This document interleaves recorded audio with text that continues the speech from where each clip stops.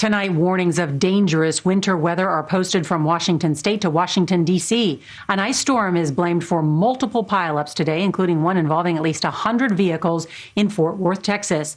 At least 6 people are dead. CBS's Omar Villafranca is at the scene. Man, that's crazy. I got to call my boy Rusty and see what's up. It's just, man. Let me see what Rusty's got to say about this.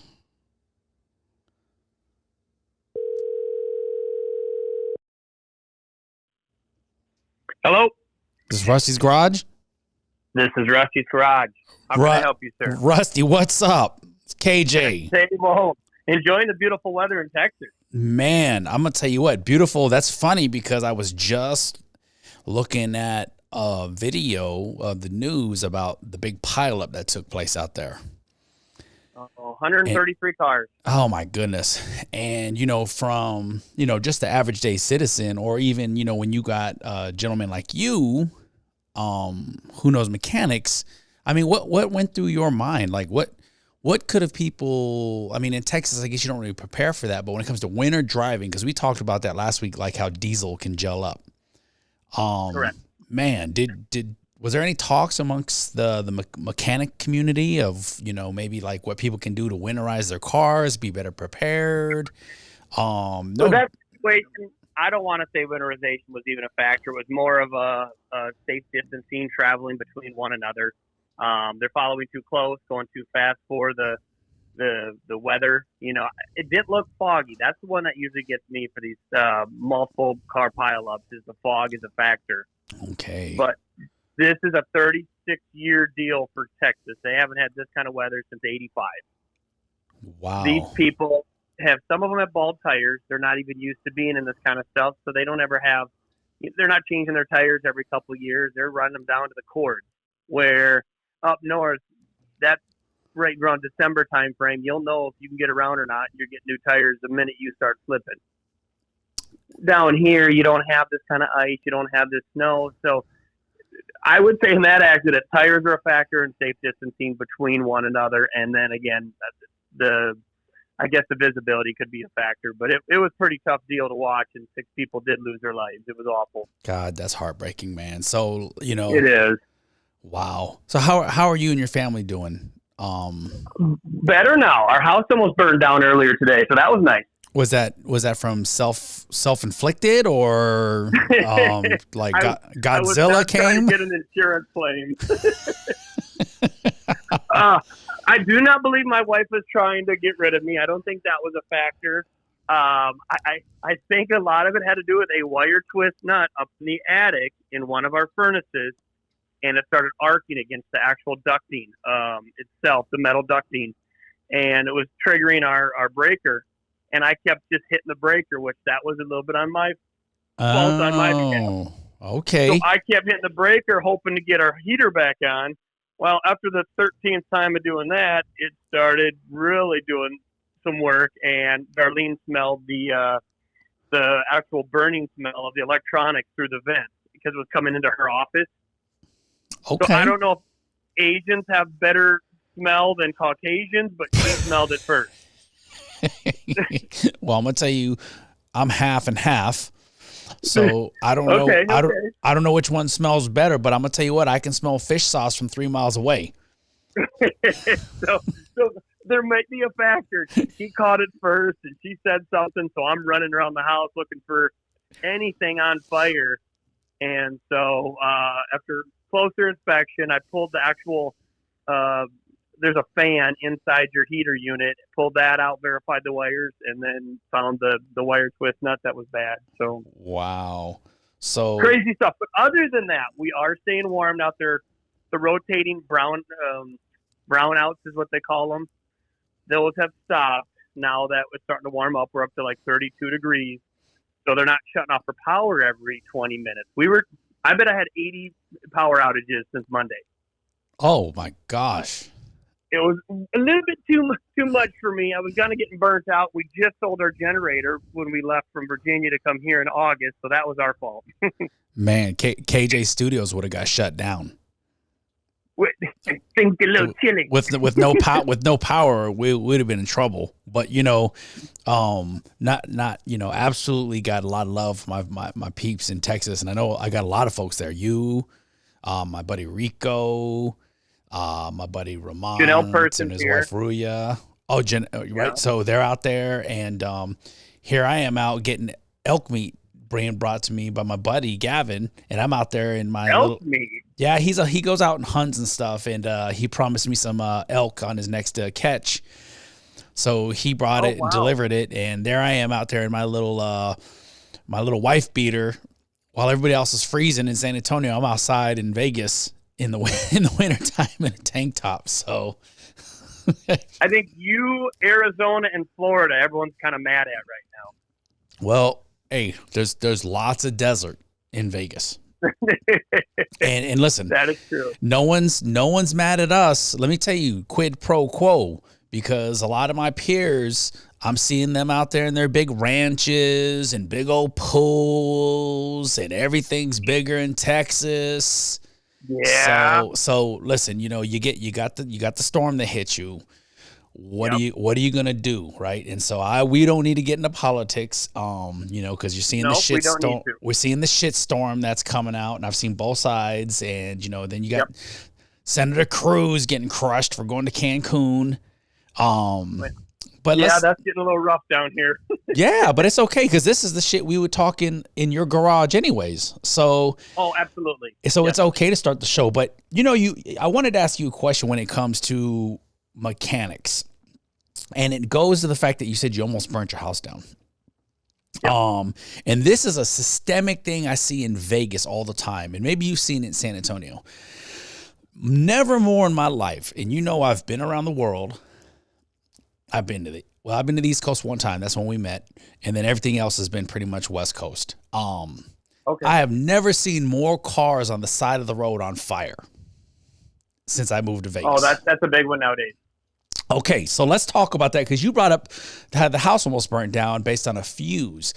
What would you say are the biggest reasons, and is it usually associated with the climate? Like Vegas is super damn hot. Texas gets damn hot too, and it's actually more humid than we are. Let's talk about the smoke smell or these cars that I see on the side of the road on fire, and what you think is causing it and what people should be looking out for to prevent it. So I actually had one yesterday that came in, and it was about 20 degrees. I diagnosed it, but chose not to take the job yet. I offered to loan him a vehicle, but he wasn't going to drive any more than to my house and back home, which is a few blocks away. But his was a problem with just a valve cover gasket leaking so much oil onto his manifold. You're leaking just straight oil onto a 300-degree exhaust. There it can cause a fire. So when you think of fires, you're not thinking, okay, Arizona's 118 degrees, Minnesota's negative 20 right now. That fire will happen either way if you got just straight oil pouring onto a manifold. The next one is these mice and squirrel nests that these damn animals, they're trying to stay warm, or they're just trying to find a habitat. They'll make a nest under your intake. They'll make it next to your exhaust. And I'll tell you, they can do that over a weekend. All it takes is that exhaust burning that little nest, and the next thing you know, your vehicle's up in fire, in flames. So my recommendation is just to do a quick visual of your engine bay. A long trip, or just every so often. If you park in the garage every night, you probably don't have a mouse or rat or squirrel infestation. But if you're parking outside, you got to be looking at your vehicle, because I bet I've had 4 nests in cars in the last 30 days. Oh. Which is a lot when I only did 25 jobs because of weather, and I'm trying to build my clientele out here. So I'm still not as busy as I was in Virginia. But I'll tell you, I take a picture of the nest, I send it to the customer, and they're not going to see it underneath their intake, which typically that won't burn your vehicle because it's in a little bit cooler spot. But then when they get close to the exhaust, or you get these electrical issues where, again, a squirrel will eat a wire or two, or a mouse will, to make a nest, or eat a little bit of wire, and all it does is bad ground and electrical fire. So the recommendation, pop that hood, check your oil once a month, every couple weeks, look at your wire, just a visual. You'd be surprised how much you can see. Right. So how much How much are you culpable as the owner of the vehicle? Meaning, like, I can kind of tell when my toast is about to be burnt. So, you know, like and my wife actually, Lynn really loved the first episode. She gave me good feedback. She said it's one of the best ones that she's actually enjoyed. So good job, brother. Oh, that's awesome. Yeah, but she said, she was like, but you guys bounced around on the brakes about 4 different times. And look, I'm fucking it up because here I am deviating back and forth. She caught that though. Okay. She did. She was like, stay on subject, and at the end, summarize with what you're going to talk about next week. But I wanted to talk about how culpable. So like, since I know Lynn listens, like, so you remember I told you, I think last week, how the Honda had low profile tires, you know, because you've worked on that car.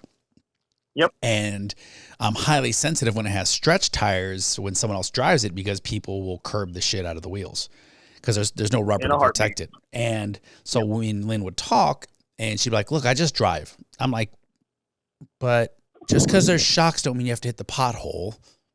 Just because there's a bumper don't mean we bump things. So what I'm getting at is some people really have the mindset of like they are really not that vigilant or paying attention when they drive. So when it comes to a car, potentially maybe giving you some warnings that like the light won't talk, you know, the light won't pop up. And if you're not visually looking, shouldn't you be smelling something? Or, you know, I mean, what are there signals that like someone like pay attention? Like you should have smelt like that's, I'll tell you, if I got a big story about a guy out of the IG over at Langley. I'll maybe tell that one here in a minute. But the big thing is, so yesterday was the oil. Well, this guy, he's a basketball player. He's a big galoot. He don't work on none of his own stuff. But he saw the oil on his garage floor, and he's like, man. And now he's starting to smell oil. He, two things kind of created a hey, let me call Rusty deal. And he comes over, and that's when we found the oil, leaking from the valve cover really bad. Right. And then I don't want to call it an upcharge, but I said, hey, your valve cover's off. Let's change the spark plug. So I'll charge you $5 more. Let's just change the plug. Well, we're in there. Why not do it? So I don't make nothing but $5 more, but he gets a little bit more of a tune-up out of the deal, and he'll be happier with the finished product. So my thing is, prior to that, 2 days ago, girl calls me, hey, shows me a picture of green puddle on her floor. That's antifreeze. She owns a Kia, so it's still using the ethyl glycol, but at least she's seeing that. If you're seeing fluid on the ground, if you're smelling something different than you smell, if you smell rotten eggs, your catalytic converter is bad. Stuff like that. There's little things that how many times have you been on the interstate and you smell something? You smell brakes, you smell metal, you smell something. And you're like, is that me? So I'll get over 2 lanes. I'll get away from a semi. I'll get away from the truck in front of me. I'll move over 2 lanes. I even look around for construction to see if there's tarmac being put down. Are they doing road construction a mile away? Is there a sewage plant a mile away? You wonder. Yeah. So remember I messaged you when I got my very first, this diesel, and I even had to call the dealer. Like I was like, hey, I smell like burnt metal. Like the brakes weren't disengaging. Gotcha. Yep. And I was like worried. So I'm one of those guys who like, all right, something's wrong. And the funny part is because I called, they were like, yeah, that's normal. Even you were like, yeah, that's probably fairly normal because your brake, I don't know. I still don't really understand regeneration. I still don't really understand, because that was my first diesel. Like, I'm like, I've never owned a car that made the cabin smell that way. It doesn't do it now, ever. Yep. But that put the fear of God in me. Like I was like, and I'm hitting all these buttons because it's got all this tow assist crap in it, and this. Oh yeah. This, if I'm towing and going downhill, I can hit another button, and I think it brake assists or it keeps something. You know what I mean? And it was a new car smell, but it wasn't new car. It was new car parts that are either it's burning, paint off the exhaust manifold. It was just some of these components that are just adjusting to these hot temps in these engine bays, and you smell rubber, you smell plastic, you smell various things, and you're like, what the heck's going on? It scares you. Absolutely, man, big time, man. And I wanted to give a shout out to the 101 views that you got in a week, dude. That's pretty good, man. Oh, that's terrific. I didn't catch. I saw 64 the last time I looked. You're at 101 views, man, and Oh, very cool. dude, man, you're famous, man. If we can just keep your if we can just keep your Facebook page up and going. Yeah, she was down for 7 days. My apologies. No, you do. We want it authentic and real, and that's what we got. And so it's funny because before we move into the next thing I want to talk about, did you see that thing that was an Air Force bars challenge for like why you should join the Air Force and do you had to do a rap? Did you see that challenge out there? I did not. Oh man, so I did one, right? I'm gonna embed it into this because I saw your video, but I didn't see it was a challenge. No, I made a new one. Oh shoot, I gotta check that out. No, I posted it and I deleted it because I was afraid some folks might get offended. So I'm gonna play it for you before we move to the next subject. And this is kind of a special thing for the listeners who actually, the folks who actually listen, they deserve a little special treat every once in a while, right? They call those Easter eggs in the video games. So, So you want to hear it? I absolutely want to hear it. All right, so let's see how it sounds if this is the right button.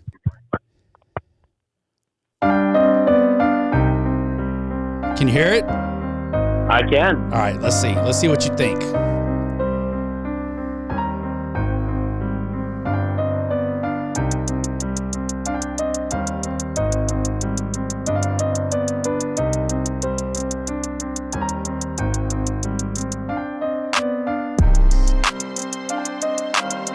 Oh, wait a minute. I think that was the wrong one, dude. Let me try this one. Hold up. This is. Where's the lyrics? Hold up. Let's see if this is it. No, damn. Where did I put it, man? Oh, you didn't lose it already.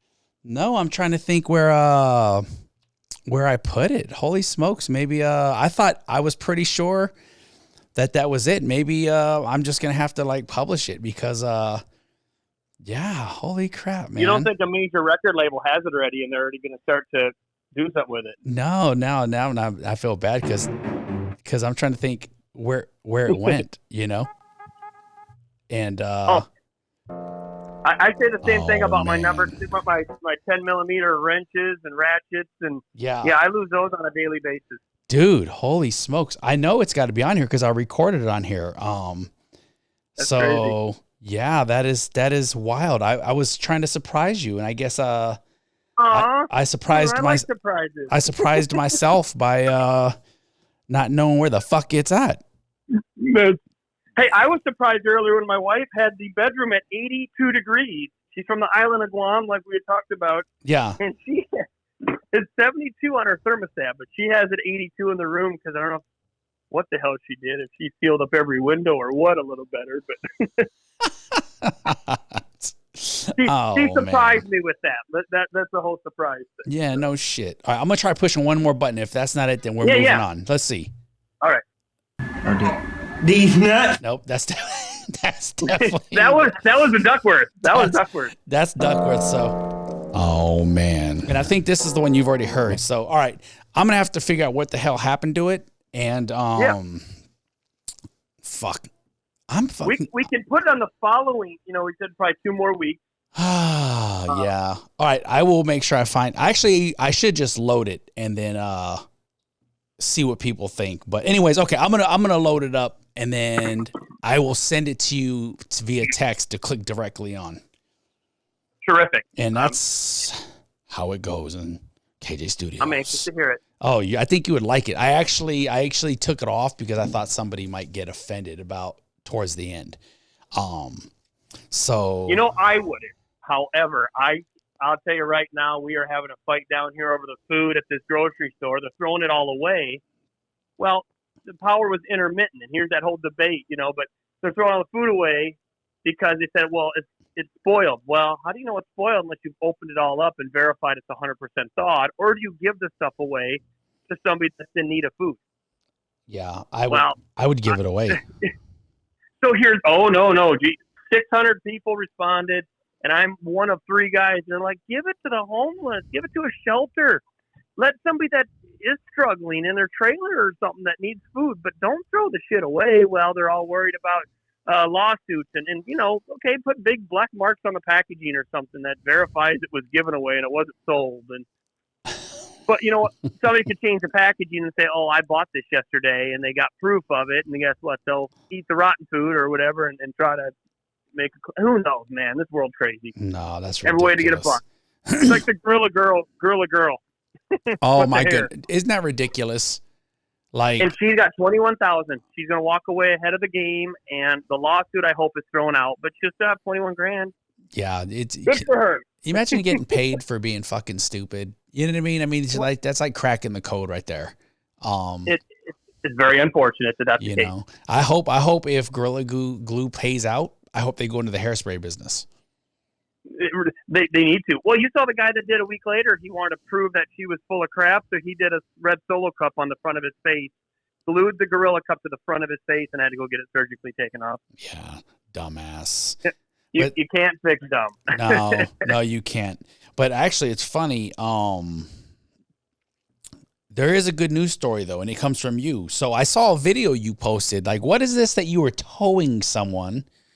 Or you pulled... That was a good one. Oh, come on, man. I got to pay attention now. I got Rusty on the phone here, right? So let's talk about that story about you being a hero to a hero. So check this out. To me, I did go out looking for people that needed help. It wasn't like it just came across me, right in front of me like, oh gosh, I was going to Home Depot and then I helped someone. I went out to help people. That's my intent. Well, I'm on the interstate I-35, which is typically a pretty busy road into San Antonio. And I see a truck in the center lane stuck in the middle trying to go uphill. F-150, for whatever reason, they're out. They shouldn't have been. I drove 2 miles up. I do a little video. Hey, I'm turning around. I get behind an ambulance. I'm going to go see if these people need help or not. I pull up. They're still there. They said about 180, 200 cars past them. Nobody even flinched. I pull right in front of them. You throw the hazards on, pulled the front, threw on a 5,000-pound tow strap, got him to the top of the hill, and then I pulled them as far over to the right as I could just to get them off the road. They get about 3/4 mile, get stuck coming on the off-ramp. Well, I wasn't going to give up on them, so I get in front of them, pull them again. Well, they wanted to eat at Denny's, so I let go after I get them to a dry spot. They get stuck in the Denny's parking lot. So there's number 3. All right, get them out of that mess. Now I stop even driving away. I just I wait for them to start moving and wait to pull them out again because that's where we're at this point. They get out of there. They get back on the on-ramp onto I-35. She hits the Jersey barrier because she hits the gas too hard, starts spinning out. She hits the front end of the Jersey barrier. Not bad enough to wreck the truck, just enough to leave a mark. So I hook up again. I'm on, it was either 4 or 5 at this point. Got him off that Jersey barrier, got another mile up. Again, I keep letting them off because you don't want to tow a vehicle really too terrible far if you can help it. If that driver's not experienced, they'll rear-end your vehicle, and now you got damage on your $70,000 truck. Wasn't going to do that. So finally, mile up, had to pull them out a 6th time. I followed them 18 miles to their hotel in New Braunfels, and happened to be the dude's son is an A1C in the Air Force. And so they kept pushing, hey, how much do we owe you? Is there any way? No, I got you guys. Just I'll take a shot of bourbon and we'll call it good. So I got a selfie with them, and I did like 4 different videos. It was leading up to getting them. When I was pulling them, I did a little video. And again, I didn't have to do any of this, and it wasn't for the money, but actually I made 2 friends out of the deal. They're not going to forget me. It felt good. Isn't it amazing that the number of pieces of shit that can see someone on the side of the road struggling and stranded? And I get every one of them can't potentially help, but there had to have been at least a couple who potentially had the ability, or at least pull over and say, hey, are you okay? What if there was and I guess I'm sensitive because I got a little baby and I got kids, and like, I'm always blown away at the number of people. It was like, wow, but what if that was you? I don't know if you've ever been stranded in below temp weather, but me and Dar in the middle of Des Moines, we were, and it was -5, and she was in her blues with no coat. And why I left the house, I think I was in just a long sleeve shirt. It was like -4. I'll tell you right now, you're scared. You're at an intersection dead. I don't know we had cell phones, but couldn't get a hold of anybody to come out and get us. But you're waiting for that one car that has, the ability to help you or just a heart to stop and say, hey, can I do anything for you? Yeah, that's so disappointing. Because not everybody is that type of personality. And, whether it was the Air Force that did it, I think it was more of an upbringing. My father would help somebody like that. My mother would have. But it's one of those, I don't want my daughter or my wife stopping for anybody at any point if they can help it. Yeah, that part I get. I agree with. But me doing it, like I pulled out 4 people that day. I pulled out an RN. She was trying to go to work in San Antonio. I pulled her out that morning. She sent me a personal message later in the day thanking me. I offered to take her to work, but her daughter said, you're not going to work, Mom. You got stuck already. You're staying home. So she stayed home because of her daughter, which is great. And so it ended up being 4 different people I helped that morning. Only the last couple did I follow up to the hotel, and I think I had 3 shots of bourbon. I overdid it a little bit, but hey, you know what? Again, new friendship out of the deal. So it worked out fine. And if you're still in contact with them, make sure you tell them to hit that like, share, and subscribe. I will do that, and I'll make sure I throw. It's Steve and Kim. I'm not going to put last names in there, but I'll make sure that I send them a link to the YouTube so they can watch it. Yeah, that's what's up. You get I do know this one though. Very nice, very nice. That's I'm what's patting up. myself on the back. Yay. Dude, you're doing awesome, man.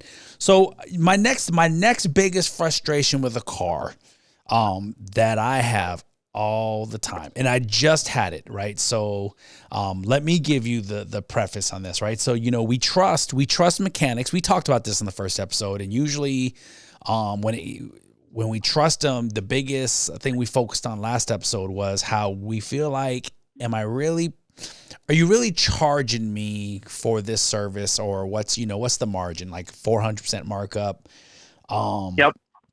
So this is the story about the Honda before I towed it, because I'm getting ready for my son and he's moving back. Yep. And so the last time I went to get the wheels balanced, and forever I've been told to rotate them. They have a staggered set on it. So I've always thought when you rotate them, you just take front left, put it on the right, front right, put it on the left.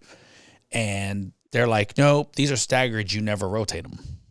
And I'm like, or they're directional. Or directional, right? And they're like, well, you can. They were directional, not staggered, probably. Yeah. Well, so mine are staggered, though, because they were 20x9 in the front and 20x10.5 in the rear. Oh, okay. So you had wider in the back, and that, do not need to swap it. Unless you're a front-wheel drive and you had wider front tires to begin with. But. Okay. So I got up there and I said, I think it's due. And I said, the steering wheel is starting to shake. And ironically, it was right after I did my own brake job. And we talked about brakes last week. I did my own brake job and it wasn't shaking, but I was like, oh yeah, I'm pretty good at fucking shit up. So, but I don't see the wheels falling off. So balance and rotate the tires. They do. The tires shake worse. And oh shit. And so forever, I didn't take it in. I was just, because the car really was out there collecting dust. So I had to jumpstart the car 3 times because we're not going anywhere. It's COVID. And usually that's the car Lynn drove. But with London, she was driving my dad's Hyundai. So, gotcha. So I go back there and I'm like, look, when I get to 70, the steering wheel is shaking so bad and it feels like one of the wheels is literally going to bust off and roll down the highway on its own. It was that bad, dude. And then that was even more reason why we stopped driving it. Yeah. And so I went back this time and I said, can you make sure you strip all the weights off when you balance it? Because it's a bad assumption. And that's what I guess I'm hoping the listeners understand from my experience. And then I want your perspective as a mechanic is I said, can you strip all the weights off when you balance it? And they were like, yeah, we'll make a note to do that. And I said, yeah, because I said, these things are shaking so bad. And so anyways, the discount tire on Craig Road, you get a big F fucking minus. So there's more to the story. Oh, is that bad? Oh, it was so fucking bad. So check this out. So they bring my car back fast and they're like, yeah, so what happened is last time you were here, they counterbalanced them. So that obviously for the listeners means they didn't strip the weights off. They left the old weights on and added more weights to make the wheel and tires heavier, which was causing the shaking. Oh. Yeah. Yep. And so I said, okay, that's real good attention to detail. I'm assuming you must not have a checklist because, they try to be like NASCAR there. And I really love that. I really love that company. I'm telling you, like one just opened down the street and I was very excited. So anyways, I was like, okay, no problem. I just wanted to get out of there. My dad was with me. And remember I was talking to you about power steering. I think I mentioned it before. Yep. I was like, so I said, let me stop by AutoZone and get some power steering fluid because when I watched YouTube, it said, hey, listen, this is the first thing you do. Just make sure the power steering fluid is good. And if it's not, then your power steering pump's probably going out. So I get ready to go into AutoZone and I'm looking at the front and I'm like, man, I've never known my car to look so aggressive. And I was like, I look at the rear and I'm like, I don't even see my rear tire. So they took the rears. They took the rears and put them on the front and put the front in the back.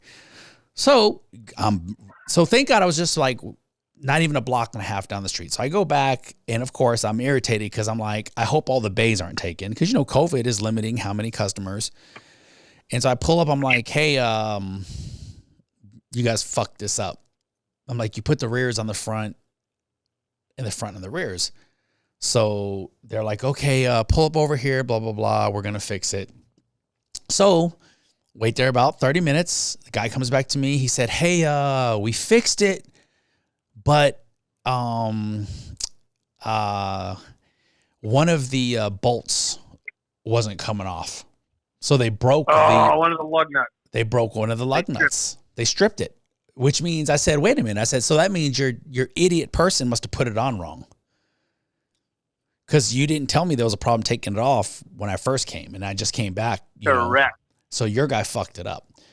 And so I lost so much faith in that. So back, but the steering wheel doesn't shake now. So clearly it was that. I was worried about it being the, the struts, the top hats to the shock, the joints, tie rods, ball joints, all that shit.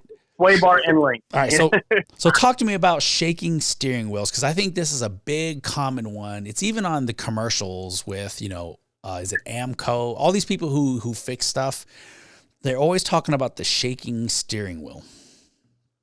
So the first thing I go for is I do want to go a little bit of a test drive. A person will describe the noise and they sound like a chicken getting its head cut off sometimes. It's a dog that's got its nuts in the vise. It sounds terrible when someone describes the noise of their vehicle without me seeing it or hearing. What is a sample of that sound? Feeling the issue or hearing it. So terrible comparisons, but again, that's how it is sometimes. Oh, you don't want to make the sound for us, for the listeners? You know what? I can hear in a minute maybe, but I'll tell you, it's going to sound horrendous because every noise is different. Okay. It's the whistling sound, it's the clunking sound, it's the clanging, it's a cricket sound, it's a small chirp. It's all these different things. And so when it's that steering wheel, let's go for a drive. And sometimes I'll have them drive slowly by me, and I can see if there's movement in that tire. Because again, I don't have the high tech shop with the big old lift, and I can get it up and I'll check everything real quick. And again, that's a process too. So my first thing is checking those tires to make sure that the actual tread itself isn't damaged. If you drive a directional tire the wrong direction, so say you swap the tires, swap them from one side to the other, it will damage those treads and it will make them all distorted, and you'll start getting the shaking in the steering wheel, shaking in the tires. I'll check that. If you lift front of your car up, KJ, what you can do is you can grab that left or right front tire. If you have any play left or right, typically your tie rods are bad. Check the sway bar end length. You got one on each side of the vehicle, front and rear. You check that. If you grab the top and the bottom of the tire and wiggle, and there's play. Ball joints, control arms are usually the problem. So I can diagnose it pretty darn quick, whether it's the tie rod, the ball joint, the control arm, bad tread, as you said, weight. If they don't take all them old weights off that tire and put new ones on, because they're all sticker weights nowadays. Yeah. If you've noticed. Yep. They don't press them on. They're not like permanently affixed on the outside of the rim on old school rims that look like crap anyway. Now you got these beautiful rims. You don't want any weights on the exterior of the rim itself or the wheel. So everything on the inside, those stickers will wear off over time and fall off. Well, guess what? You got 2 ounces of weight that fell off. You're like, gosh, out of nowhere, it just started shaking. Just by losing 2 ounces of weight on one tire, you'll get that shake. So you just, like I said, it's to tell somebody how to diagnose themselves. It's tough sometimes, but if a person has a jack, you could lift up the front of that vehicle and literally, like I said, turn them, try to grab them left to right, up and down. There's a little bit you can do on your own, and try not to get taken to the cleaners when you bring it to a shop where you have a little bit of knowledge. And instead of you saying it just shakes, just fix whatever it needs. Fix whatever you need is $1,000 job when someone says that. Just fix whatever it needs. But if you say, hey, my front left sway bar end link I see is broke. Every Ford Explorer, anything Ford truck product, sway bar end links are notorious for going bad. They break and they snap off. And that's usually what you get. You get these shaking in the steering wheel. If you can go in and say, hey, this is what I think it is, it becomes, one sway bar end link is a $50 job, $60 job. That's it. Ooh, how much do they charge? How much are they charging though? Well, you can get the end link for $7 to $25, and it's a 30-minute job. So if they're charging $130 an hour, okay, they're going to get their $60 plus the parts, so $75.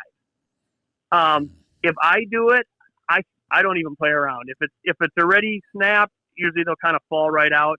Otherwise, I take a reciprocating saw. I cut them right off because they're usually rusted. They're hard to get off. I'll just cut it in half. Break, pull it off the top of the sway bar, pull the other piece out of the control arm, throw a new one on, and I'm done in 20 minutes, 30 minutes at most. Now, doing this on most vehicles. Is this job the one that requires that special tool you made? No, that was a CV axle. And that was pretty amazing. They actually worked on it for 8 hours. They used my special tool, and they got that thing off in, I guess, a couple minutes. I was impressed. Wow. So the big one is, like I said, just to go into a shop with a little bit of knowledge goes a long way. But how do I tell someone that's a lawyer, learn more about your car? How do I tell my wife, who's a personnelist, you should learn something? Well, she's married to me. She don't need to learn anything for her vehicle other than basic maintenance. Right. But she does mention things often. Hey, we need this, or maybe we need this looked at, or we should check on something. So she still sees me and hears how I talk every day. She's observant. She knows what's going on. Right. And when you think of what costs you the most in your life, it's house, it's car. Oh, maybe your kid's college, Not that I'm a disabled guy now, but yeah, I 100% agree actually with the college.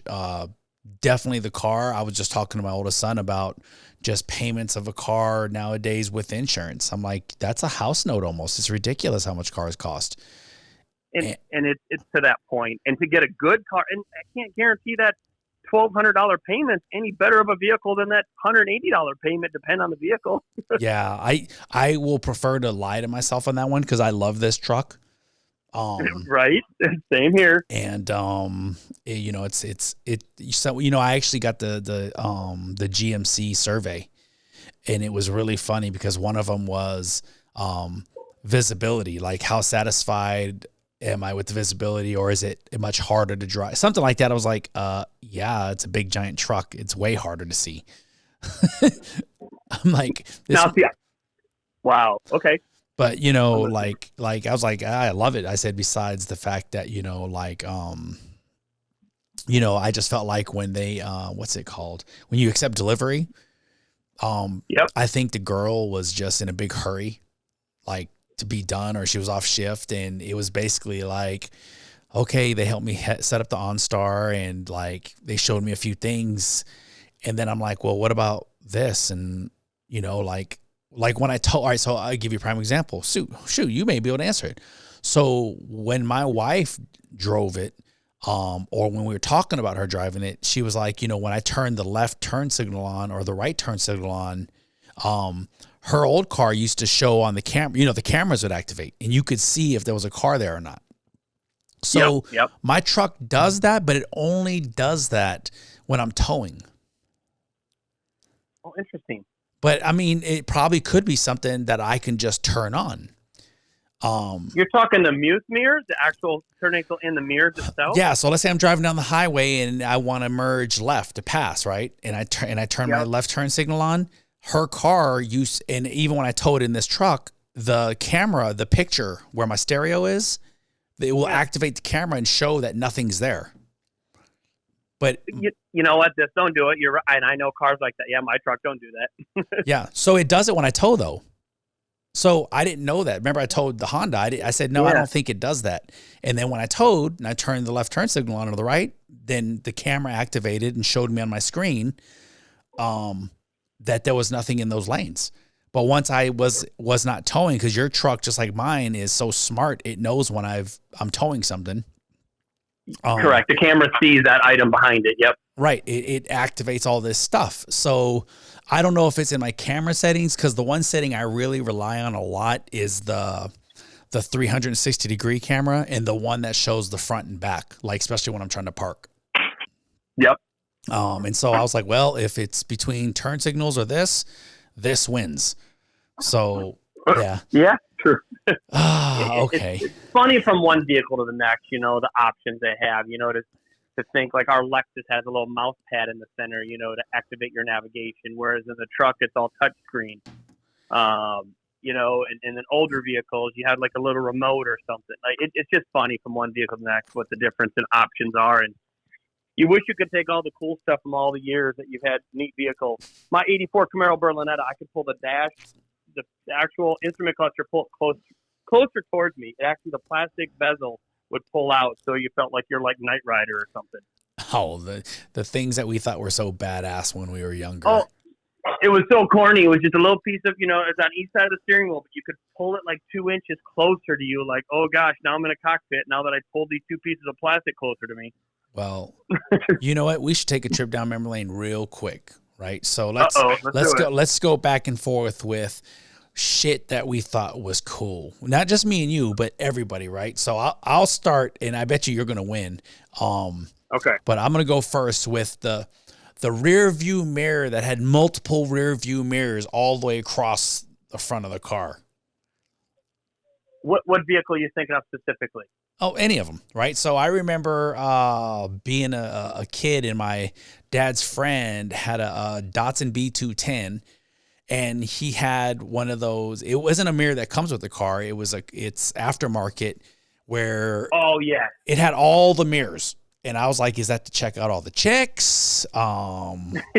Is like, why is that so cool? So that's one. And so we'll stop when one of us runs out of like, oh, I remember that. So, okay.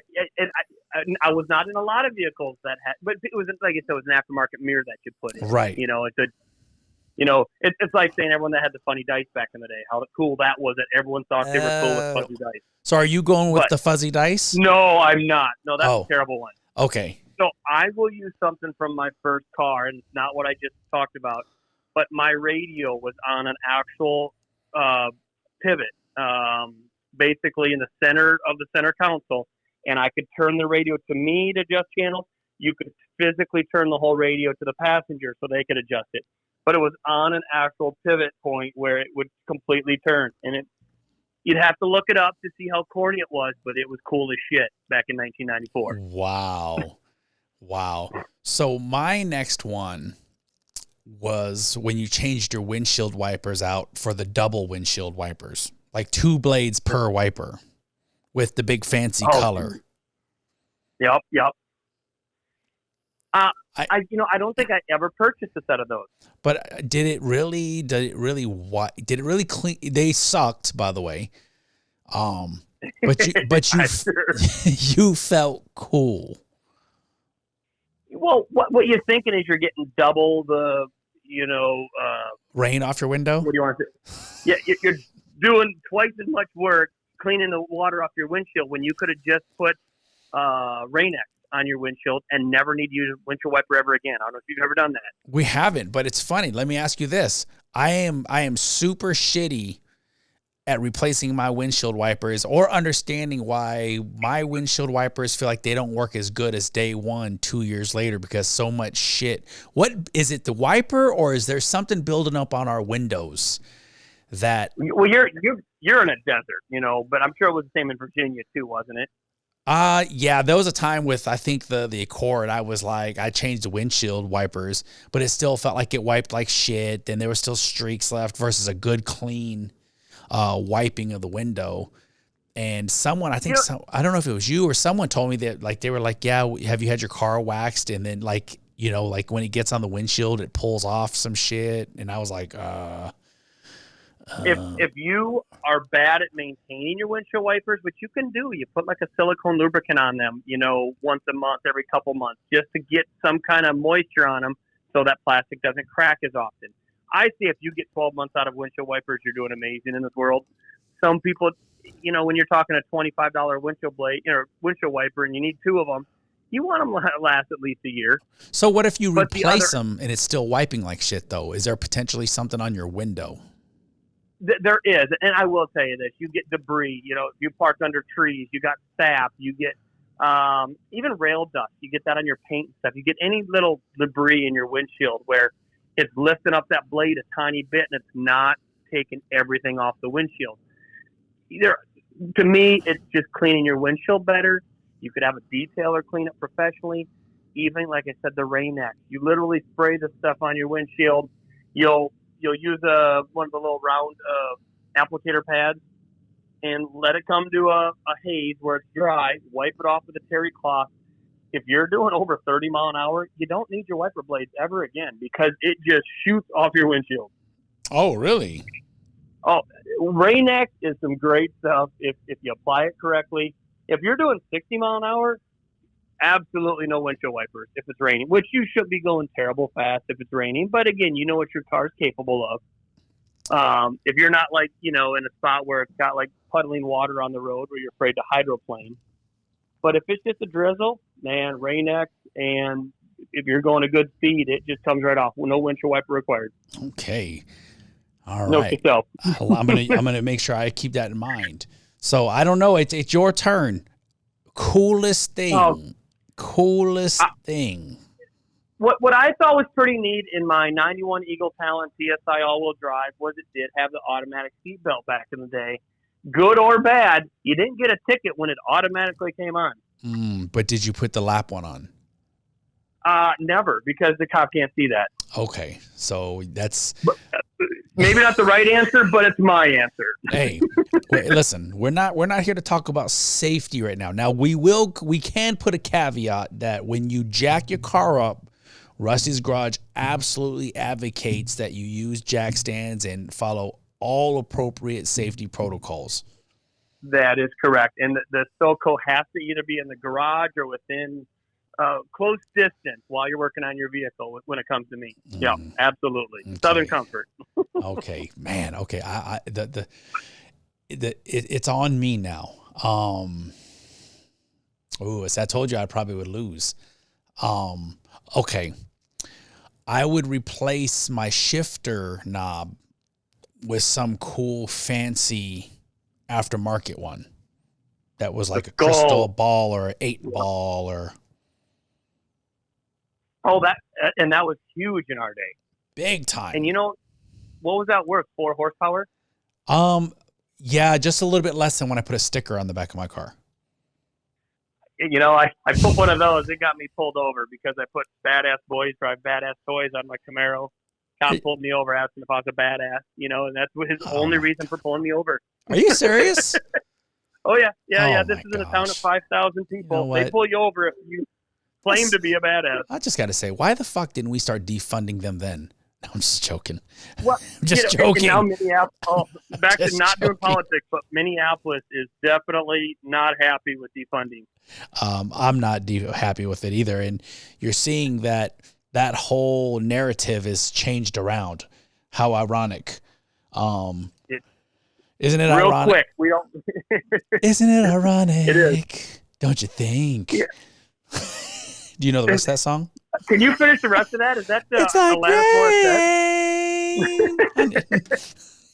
Morissette? Even us proud men probably were doing Milli Vanilli to that song when we heard it. Oh man, I played that loud in my car the other day for my kids. They're like, "What is this?" I was like, Blame it on the rain, didn't you? I was like, "You gotta blame it on something." I actually like the guys, but again, I was in my early teens when they first came out. Come on, I actually funny if I pull up my Apple playlist right now in the gym, Milli Vanilli pops up. I just for real, just listened to them last week. I'm not even mad. I'm not. Nope. I think there's something that's nostalgic that takes us back. You know what I mean? To days that you were carefree. Does that make sense? Oh, I didn't have 3 kids or a wife to worry about. I'll tell you, it was a different world. Yeah, and I love, where I'm at today in life with my family. It's just there's something about when you listen to a song and you're like, damn, like my biggest struggle was for me was gas money. It's funny you said that. The next tank of gas was my struggle. That's exactly what it was. I was like, damn. Yeah, I'm gonna tell you, man, I wrote so many bad checks when I was stationed overseas, but we won't get into that. I got some Dover stories, but yeah, we can do that later. That'd be another one if we want, another podcast. Yeah. The next one I got for you is, and I had multiple cars with this, but the flip up headlights. I'll tell you, that was cool as shit. Oh, those were badass. Because there's not very many of those anymore. Maybe some of the European cars may or may not have, but now they're going to Euro lights, which you can pretty much convert all your flip headlights to a Euro, which is a stationary headlight that doesn't have a headlamp that comes up and down. Because the motors do go bad. No, those were badass, dude. Like honestly, yeah. If someone had flip up lights, it was like, especially because the Porsche, like, was the one exotic car that had that, right? Oh yeah. And if you saw that, it was like, oh my God, I gotta have that. The jealousy. Yeah. It's funny. I've never had a BMW, and I've always wanted one since I was stationed in Germany. And you know what that stands for, right? Broke man's wallet. Bring money weekly. Oh, bring money weekly. Yep. Okay, well, I believe that. So I don't have one. Beautiful cars. I've been in a handful of them. I've owned a handful, but I flip them typically. But man, when stuff starts going bad, it is a money pit. Yeah, honestly, my dream car. Well, I have several, but one that I've never had either that you had was a Viper. That was a pretty neat time in my life when I had that. Yeah, I love it. And then and Lynn was always like, "Then why'd you go buy a Subaru?" I was like, well, because I don't want. I said one because I think they were still making. I don't know. I think they had stopped actually making Vipers because I have an 18. And I didn't even know they stopped making them until I started just looking window shopping, and I was like, they don't make Vipers no more. I think 17 was the last year of them. Yeah, and even my son asked when I bought the truck, he was like, "Why didn't you get the TRX?" Oh, he wanted the Tundra, huh? Well, he wanted the new Ram TRX that had the Hellcat engine in it. Oh, the Ram. The Ram TRX. My bad. Yeah. The T-Rex. Yeah. T-Rex. Yeah, T-Rex. Yep. So yeah, I said it wrong. So I was like, well, to be honest with you, I didn't know. I said all the cool shit comes out after you spend money on something. Trust me. And what's even worse is you buy yours and somebody bought one a little cooler than yours a week later and you see it on the road. Yeah. Oh, it's like yesterday I saw the exact same truck as mine, but they must have just pulled it out of the garage where I'd used mine for 2 days to pull people out of the snow. Yeah. So mine was full of mud and ice and dirt. I mean, mine looked like it's a farm truck. And I was like, well, I need to give me some points on how to keep my truck clean. Just a conversation started with some random guy. But even to see a clean truck next to my trash truck, like all dirty, it's like, man, jealousy, comes in many ways. Yeah, I would agree. For males, absolutely. For males, I would say it's vehicles and women. Big one. And money, right? I'd say that's the top 3. I would say so also. And so for me, it's sometimes it's not jealousy. Like when it comes to like women, I'm too old now to be jealous. I don't give a shit about that. I got a beautiful, perfect wife just like you do. But I could see my truck, with, and someone else has the same one, but they have it has a different stance, or it has a little bit different wheels, or they did just some little minor tweak to the grill. Like we both have GMCs, right? Yep. The one thing I don't like about mine is it's not the honeycomb grill. And that's what I have, and I do like that part of it. Yeah, I'm like, that is the monster of all the GMC truck grills, the honeycomb one. They look sharp. And, I like the honeycomb rims back in the day on the old Trans Ams. You know, the honeycomb looks cool. It was.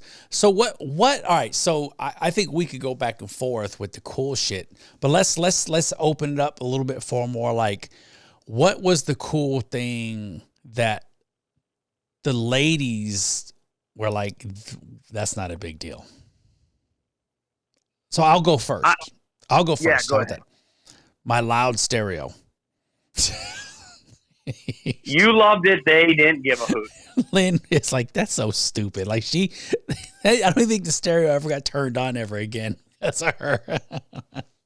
And I've only had one loud system as my 93 Mustang. I was an A1C. I put a 15-inch JLW6, and I thought I had a sweet ride. But loud is cool for the people that are into that, the system world. Yeah. Whereas, at the time I was just dating, but that wasn't cool for them to listen to some of the music I played back then. And, they're like, okay, this isn't all that cool. Could you turn it down? And you're like, no, I need everyone to hear it. I'm in Walmart parking lot. Everyone should hear that I'm listening to this music. Could you just let me crank it? Yeah. And yeah. If the concrete's not cracking, then the bass is lacking. Oh gosh, I have not heard that one. You know what I mean? Awesome. So mine wasn't that loud, but I sure as hell been in a few of those where, man, I couldn't be in it very long. Well, so I had the system in the Honda when you worked on it.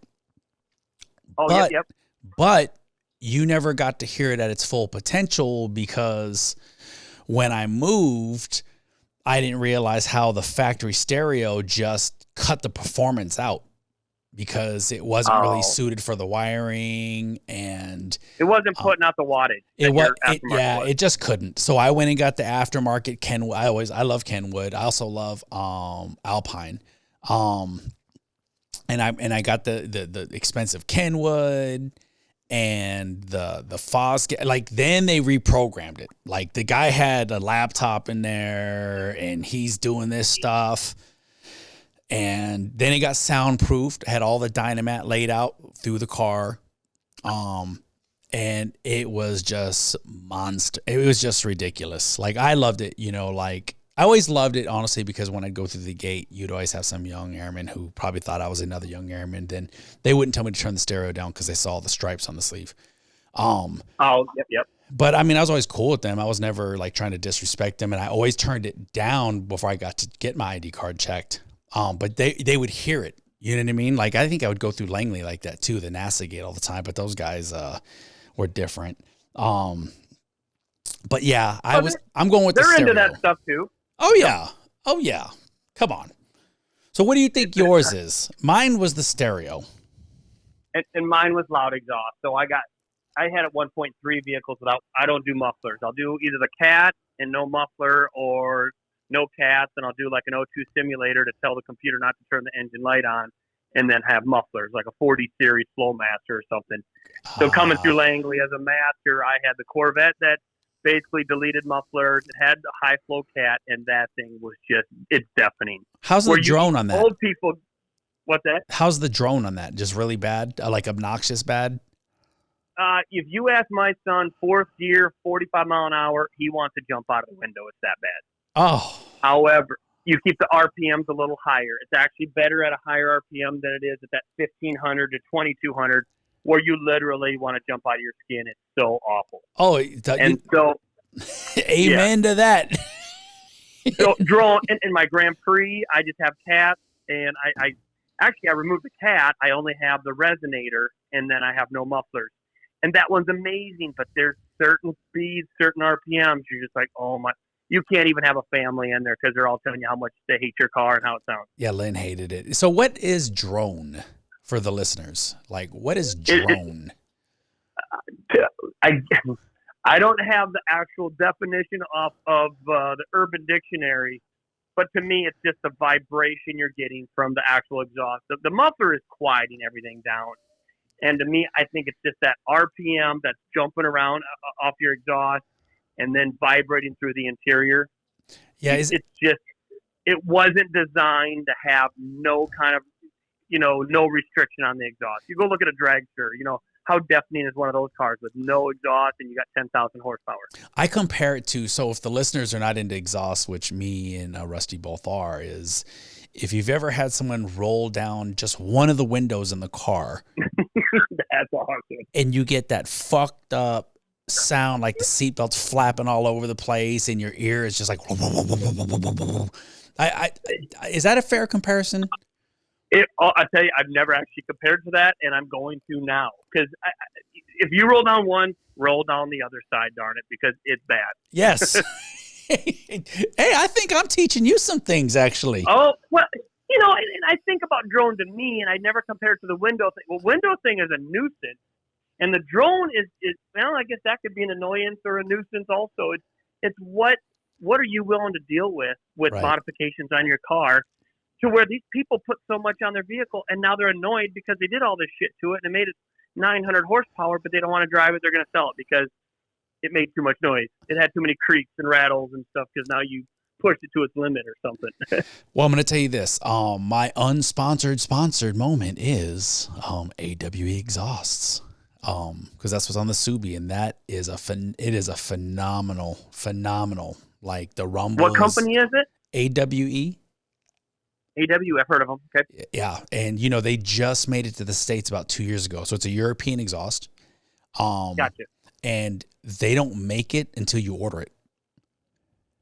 Oh, it's all custom. Yeah, so once you order it, then they make it, and you get it about 4 weeks later. And so the original one that got shipped to the people I bought it from, they sent the wrong one. And it's sad because I can't remember, but it was the one that had the muffler delete, and they connected it and they said, look, we already took your factory exhaust off. So let's put this on. If you like it, keep it. If you don't, call us, we'll get the mufflers and we'll just swap it out. And okay. Good God, but it was just too much. And the drone wasn't obnoxious, but it was just like the exhaust was inside the cabin of the car. And gotcha. And yep. So you couldn't even turn the radio on. Yeah. And so the young kid, he had a WRX. He was like, oh, I can't believe you want to get the other one. I mean, it was the same exhaust system, but one just had the muffler delete.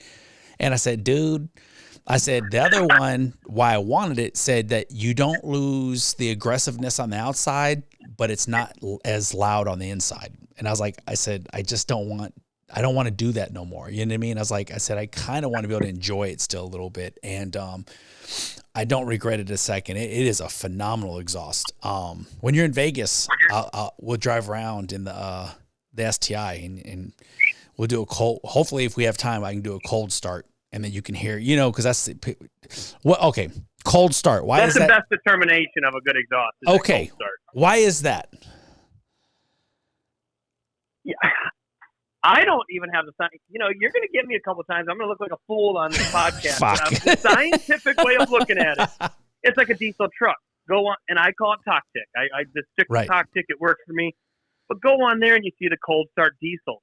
And when it cranks up, it's cold. It's trying to warm up everything. Thing hasn't ran for a while. The fuel has to get up to the injectors, and you start it just sounds amazing. Like it's got a huge cam in it, or they're just really trying to get going, and they're lugging, and they sound amazing. And again, it's one of those, for whatever reason, cold starts are pretty cool, and then once they warm up, the idle starts leveling out. Yeah. So what I think a lot of it is basically it's the engine monitoring that air-fuel ratio and getting it where it needs to be to run properly. And you got various components of your car, whether it's your throttle body, your air intake control valve. These various things have to monitor that air, especially the temperature. For every 10 degrees is 2 horsepower on a typical vehicle.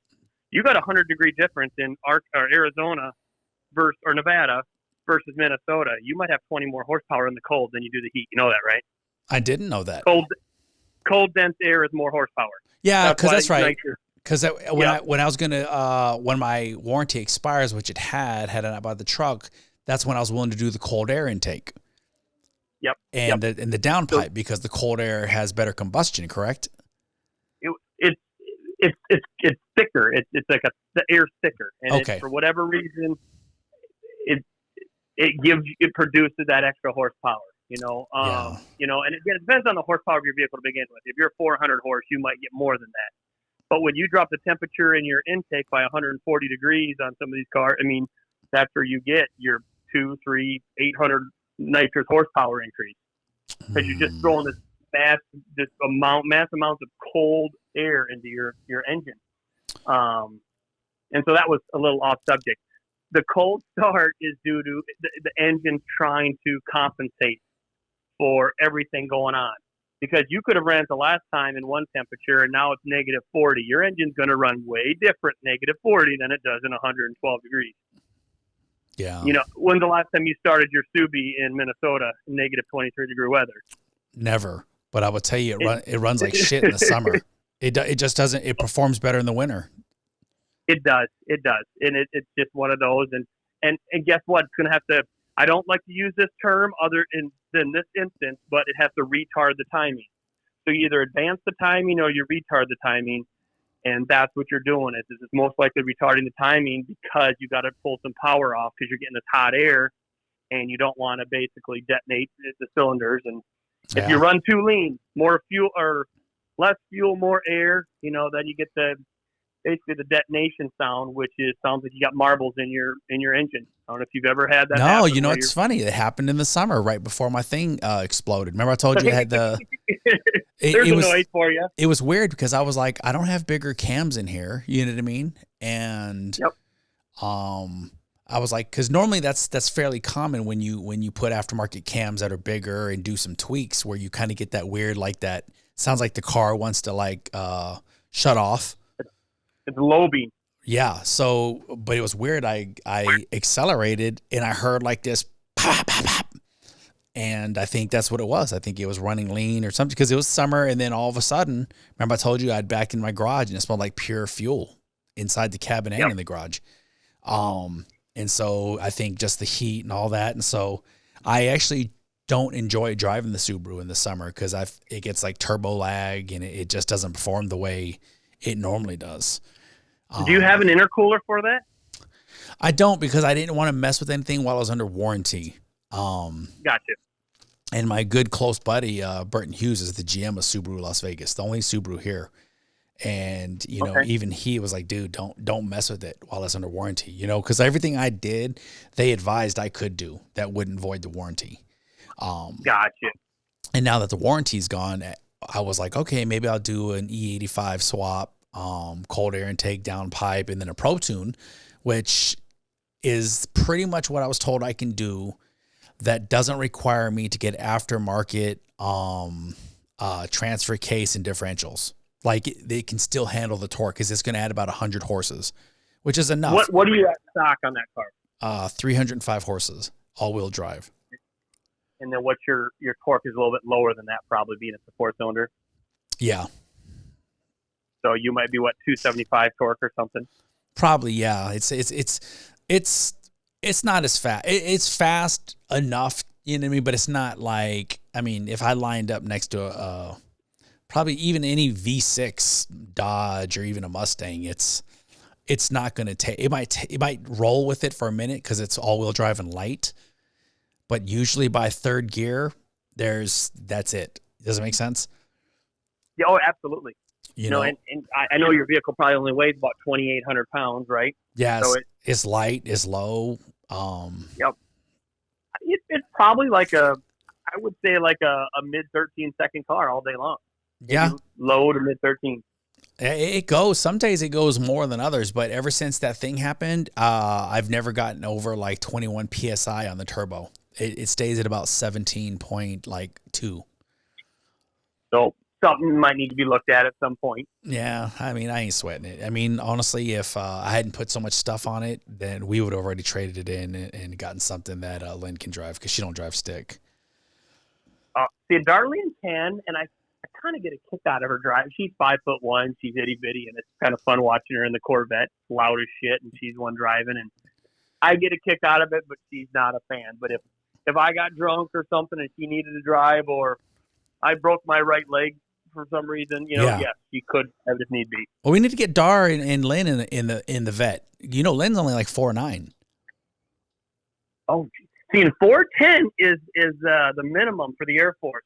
4'9" and below is little person stuff. Maybe she's 4. Let me give her 4'10", just so she could join the Air Force. Let's do 4'10". So she's at the minimum for the Air Force requirement to join. Yes, and my fat ass could go back in now. I actually made a joke. I don't know if you saw on the webpage, Airman NCO. I said, hey, I'm going to join again just to see if I can make Chief twice. I did not see that. I took a 4-hour nap today. My boss let me off today with snowing again in Texas, and he said, Rusty, go take a nap. So it worked out really well. Hell yeah. Well, Russ, I must have missed that. Russ, I'm going to tell you what, you took a nap, and I really enjoyed the flow of this show this time. I told you it'd get easier, and you only had one beer, right? That's it. I took it easy today. Oh man. I mean, one day I'm going to have to join you and grab one. Next show, I will grab one and drink it while we talk. And now, are you going to do 4 Loco, or are you just going to do a beer? I have this beer in that I haven't finished. One, it's called Voodoo Ranger. Got a skull on the front of it? Yeah, it's an IPA and it's strong as hell. I think like a 7% or something, maybe more. And hopefully by your 10th show, my hair will be long enough for me to go get cornrows again. So I don't know if you've noticed in my pictures, I'm growing it back out.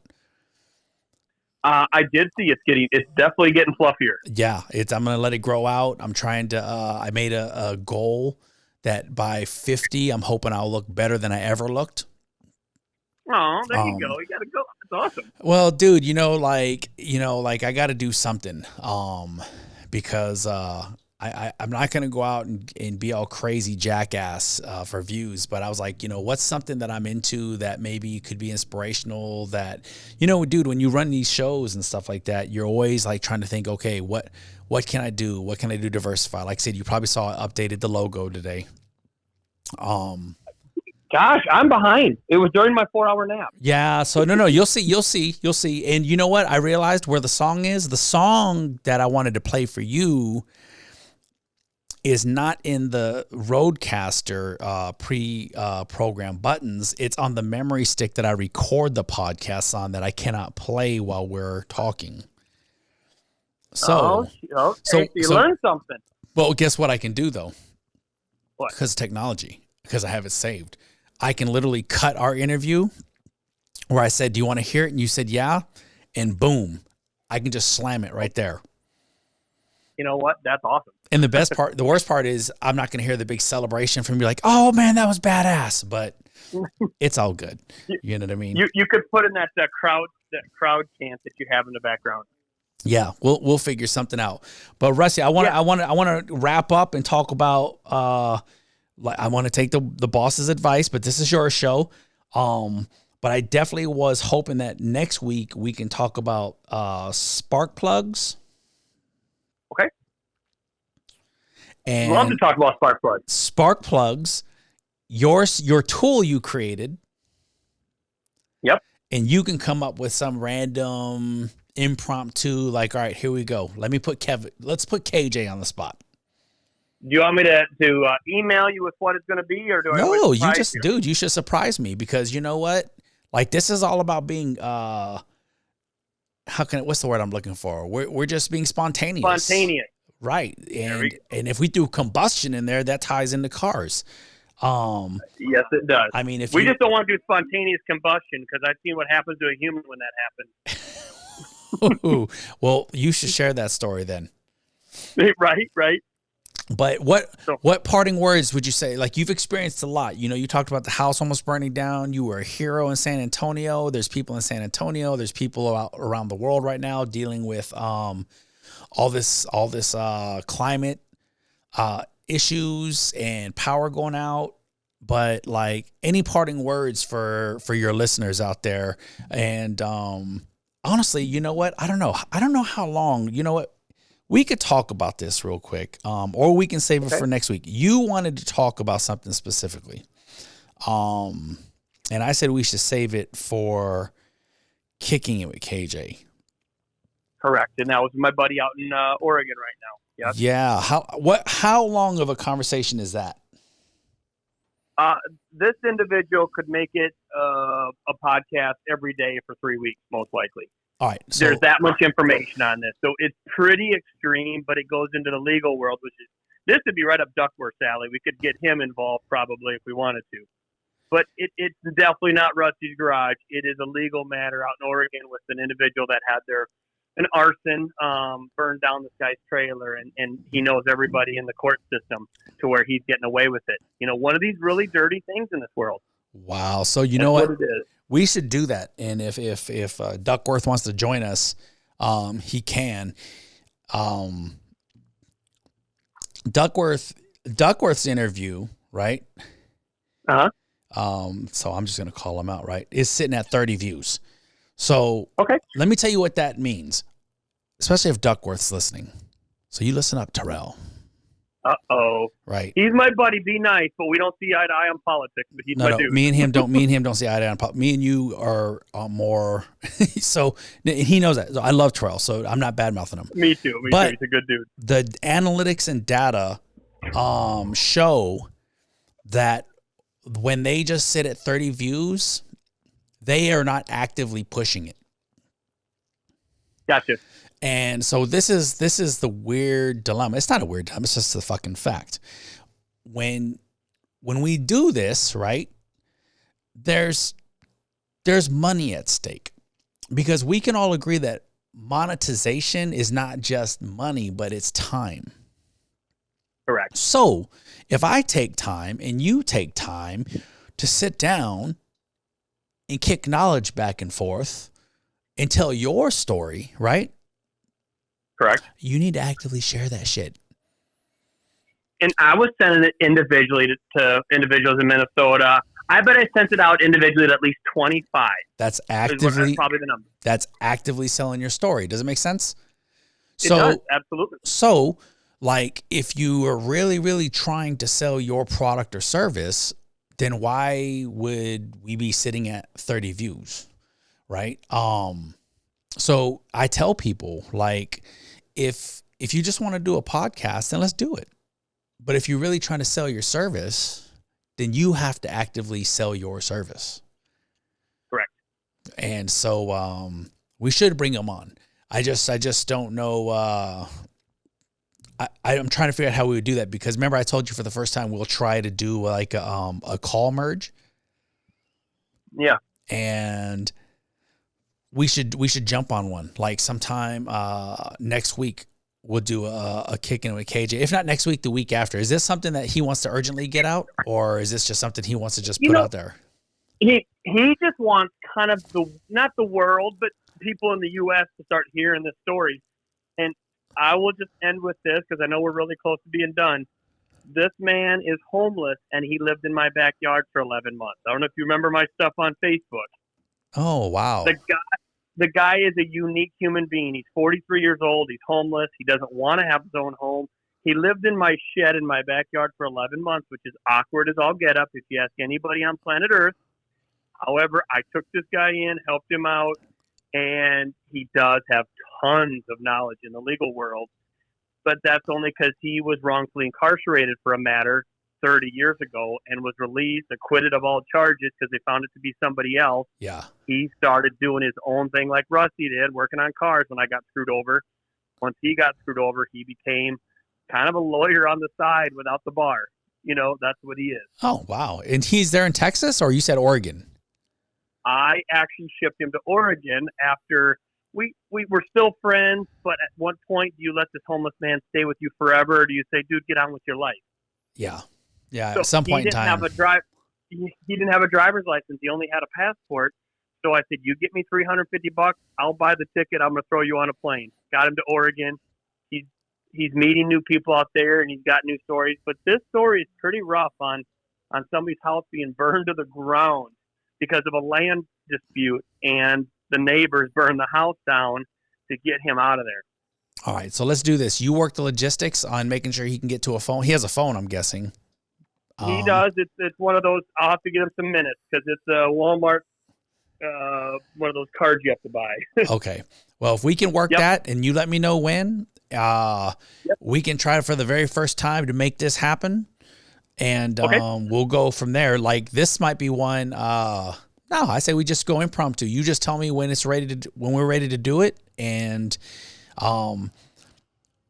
I'll call you, then you can give me his number and I can call him, or I can call you and you can call him and merge the call. If you've never done call merging before, then it'd probably be better that I call you and then I call him, then I merge our calls together and we roll through with the interview and make sure Perfect. Let's do it. And let's hope we don't go long. And then it's like, hello, you there? Hello? Okay. This guy can talk about this matter for hours on end. So I'll tell him, because he's one that has to write everything down. I'll make sure he does his talking points. Dude, limit yourself to about 30 to 40 minutes or whatever you feel so we can be also involved and get the major points out. But we don't need a 4-hour version of this. Well, I got to be honest with you. I'm kind of sensing seriousness with a little bit of merge of into that movie Old School. So absolutely, he should absolutely make it entertaining too, though. So I say just tell him to tell a story and talk about whatever. Fuck it, you know what I mean? That's what we'll do. All right, brother, man. So Rusty Garage, I appreciate you, sir. Thank you. You guys be safe out there, and to the listeners, hey, hopefully you learned a little things about a few things about car smells, especially when it's smoke, shaking in the steering wheel, what used to be cool back in the day, the things that we thought were cool that the ladies thought were not cool. And we look forward to talking to you next time. Take care. Thanks, everybody.